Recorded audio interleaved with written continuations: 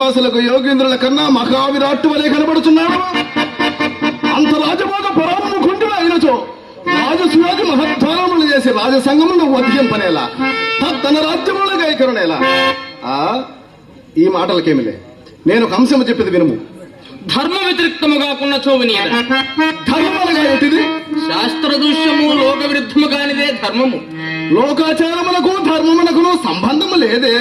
అట్లయిన నా మనస్సుకి ఇష్టమైన చోవినియదా. ఏ నీకిష్టము కానిది ధర్మము కాదా ఏమి?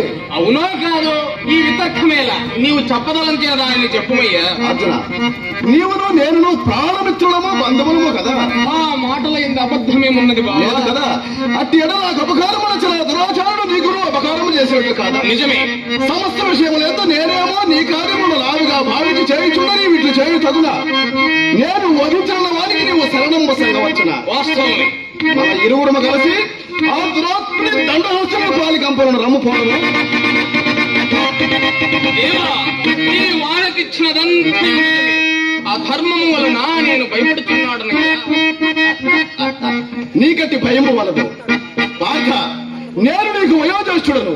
కురుజనంబులాన తెచ్చినప్పుడు ఒంటికి వాడు ధర్మము అధర్మము అని విచారింపక ఏ పనిలో జయింతుగు. మార్గవ రాముడు పితృయోగమున తల్లి తల గంటగొడ్డడితో ద్రవ్వనేసే దీర్ఘతముని తనయులు మాతృశాసమున తండ్రిని జలమున పారద్రోసరి. కావున ధర్మసూక్ష్మము నరసి వర్తించమయ్యా. దేవా, అధర్మ నిరతులను ఉదాహరణగా